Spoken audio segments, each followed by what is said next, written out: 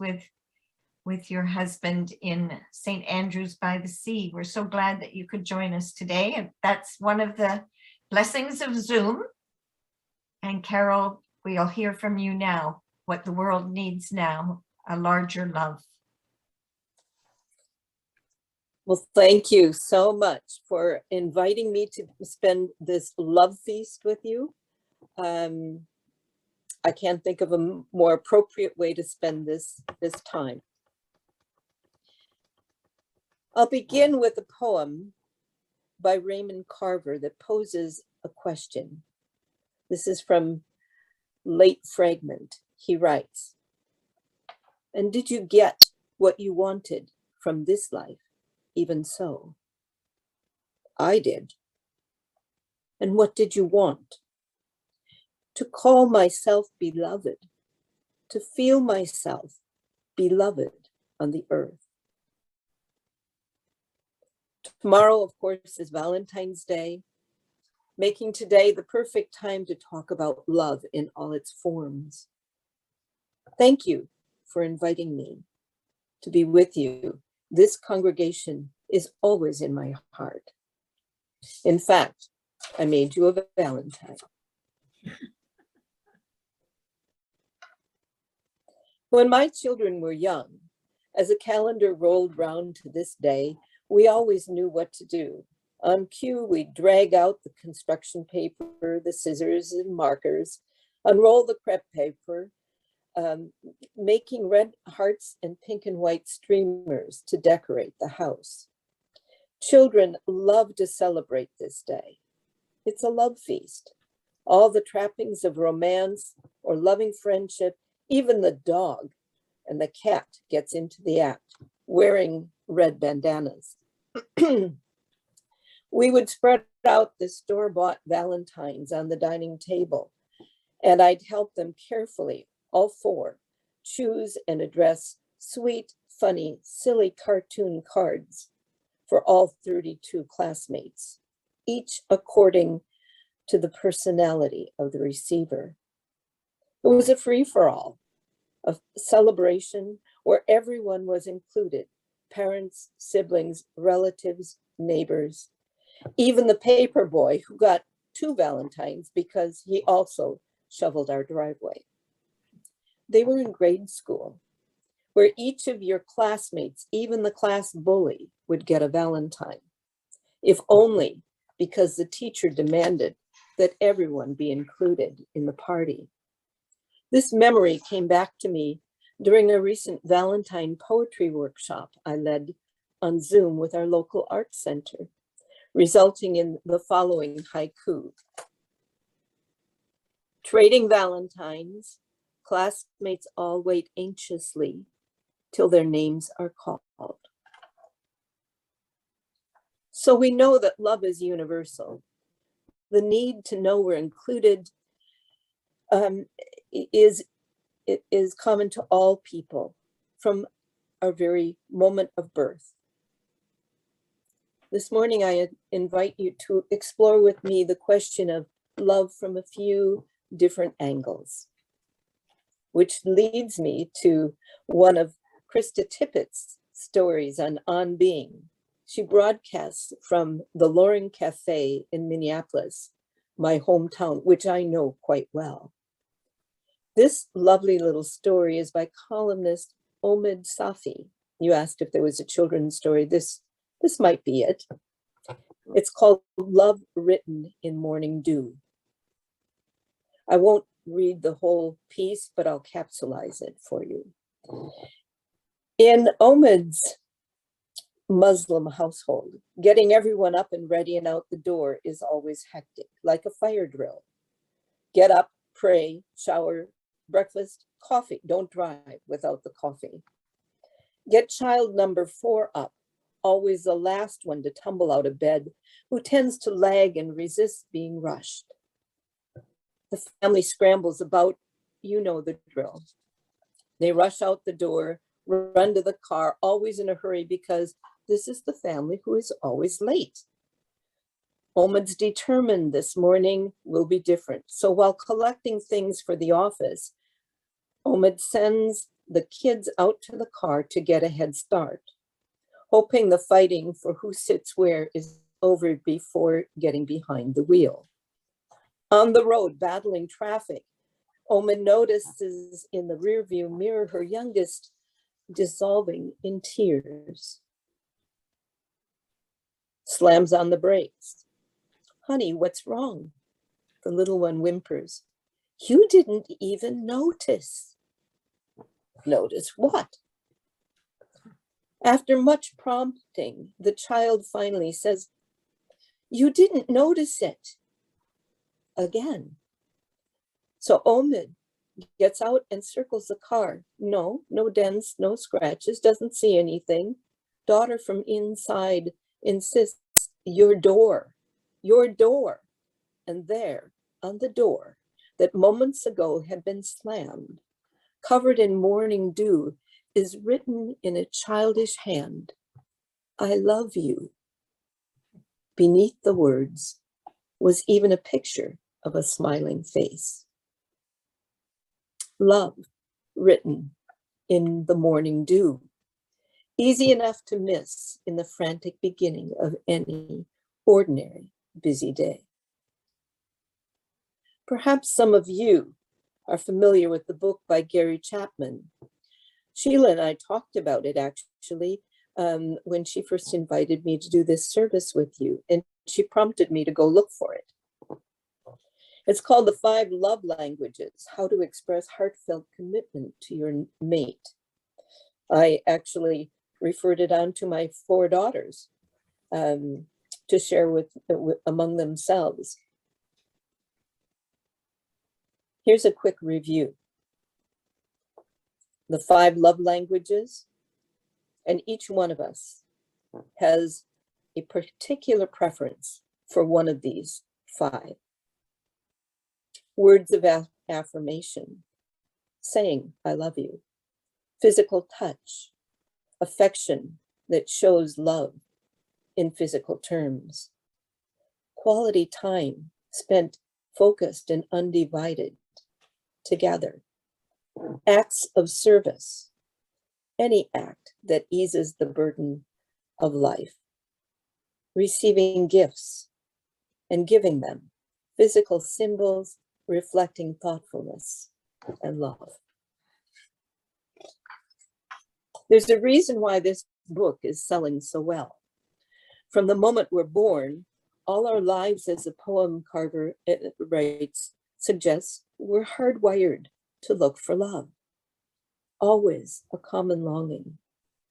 Too often we look for that love to manifest itself from somewhere outside ourselves. Our cultural training encourages us to think of love as a purely human invention, something we might go in search of, we must go in search of, or something we can give, maybe even measure as a commodity. You can have lots of love in your life, or very little, or none at all, perceptually. And perhaps if you read the right book and do the right things, observe the laws of attraction and other formulas ad infinitum, you too can get a piece of the action, and there will be more love in your life. And it could be romantic love, but it could come from family, friends, neighbors, love of a religious community. We as UUs are particularly tuned in toward something we call universal love that keeps widening the circle of inclusion.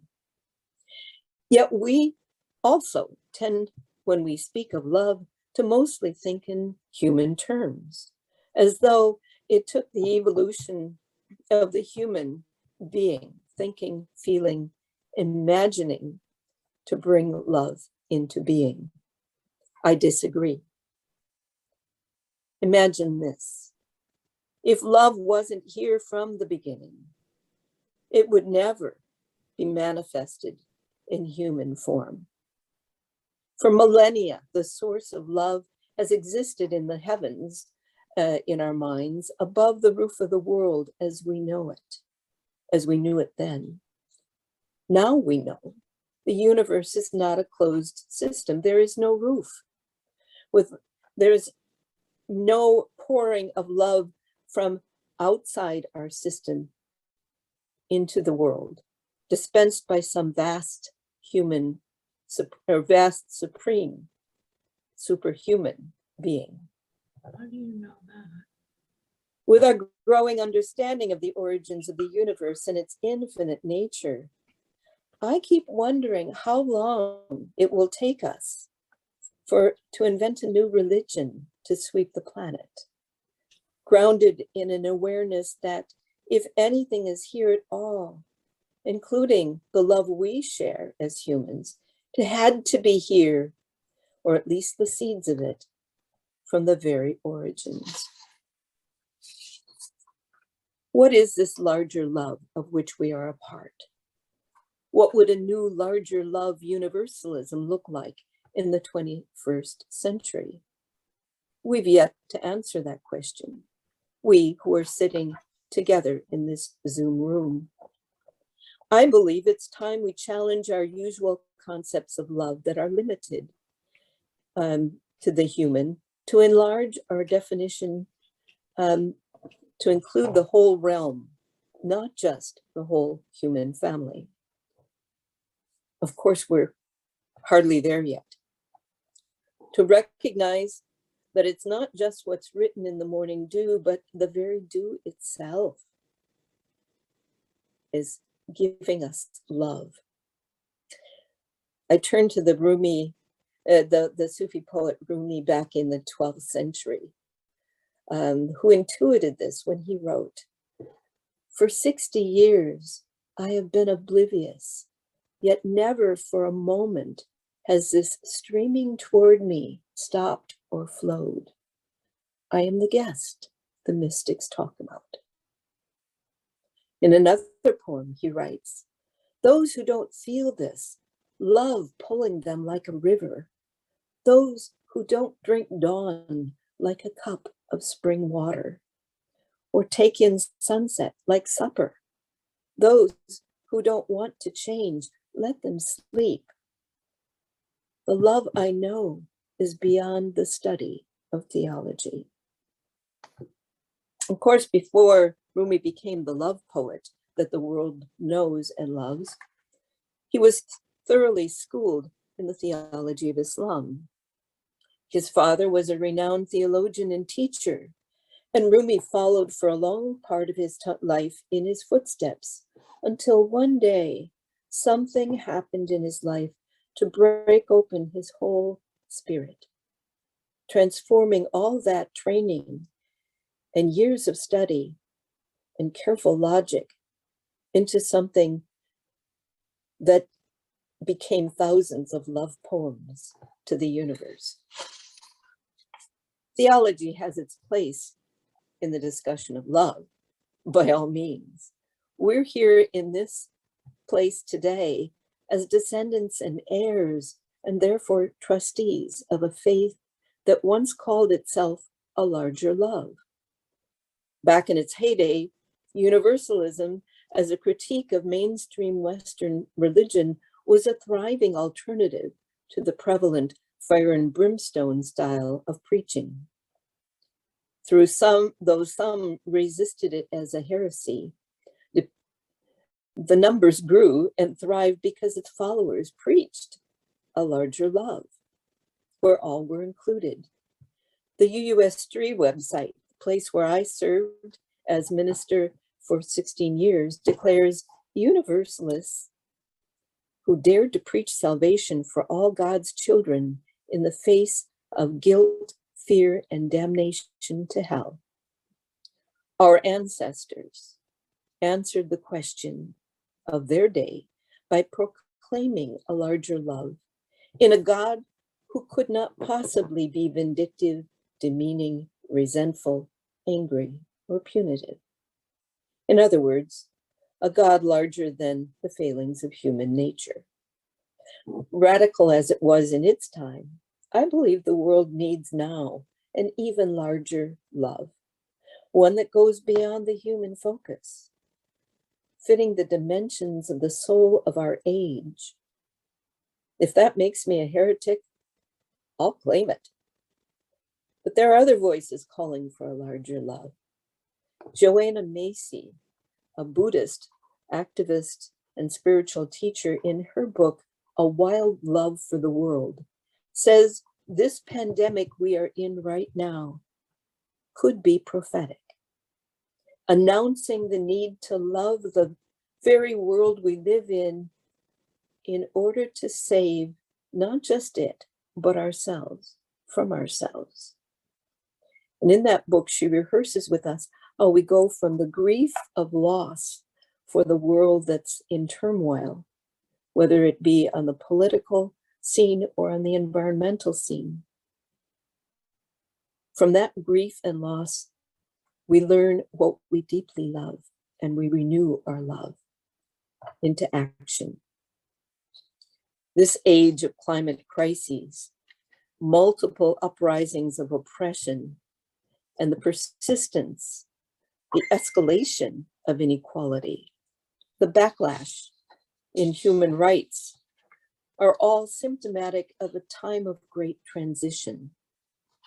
And when things change, not everyone is on board. Some dig in their heels and fight to preserve what has always been. In the midst of an already chaotic world, along comes the global pandemic we call Corona. And as a play on words, you'd expect that from a poet. I believe it's the crowning touch to a world gone off the rails. So here's my love message for today. I believe this time of COVID has power to teach us dramatically. Sent from an angry God? No, of course not. Punishment from the vast infinite for our earthly shenanigans? No again. Arising from the world as it is, simply a matter of science. COVID makes the usual habits and displays of love vastly more difficult for us on a daily basis. We have to work harder, be inventive, go online, do birthday parties in the parking lot, and concerts carry on. This is good.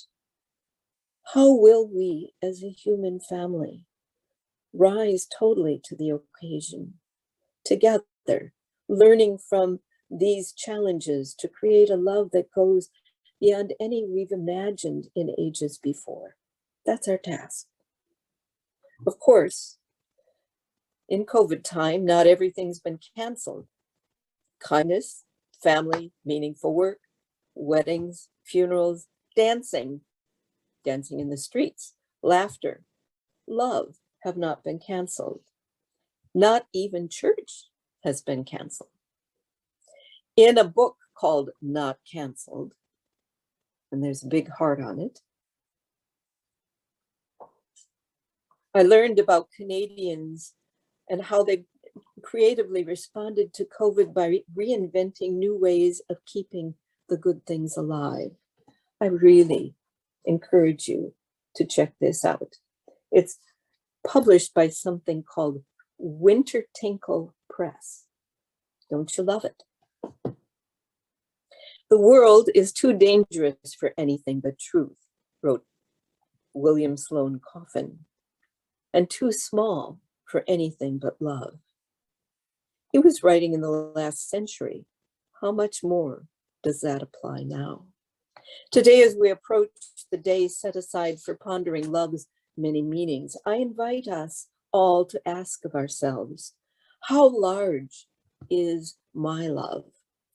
Does it include, first of all, the whole human family? Does it include the earth? Does it go beyond to include even the farthest reaches of infinite space? Does it include ourselves to begin with? If love is a question, we keep pondering the answer.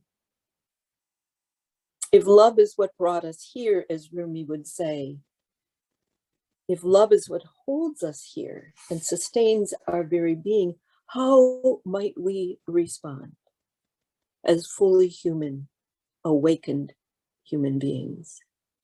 The Sufis believe that the great love of the universe is alive in everyone and everything. Today, let us hope and pray that humanity is moving in the direction of that larger love. An awareness that love is not a mere human emotion, a force instead that infuses the entire cosmos. We are simply the human manifestation of a love that has made our existence possible and holds us in being. Unitarian A. Powell Davies, minister at one time of All Souls in New York City, once said, "Life is just a chance to grow a soul."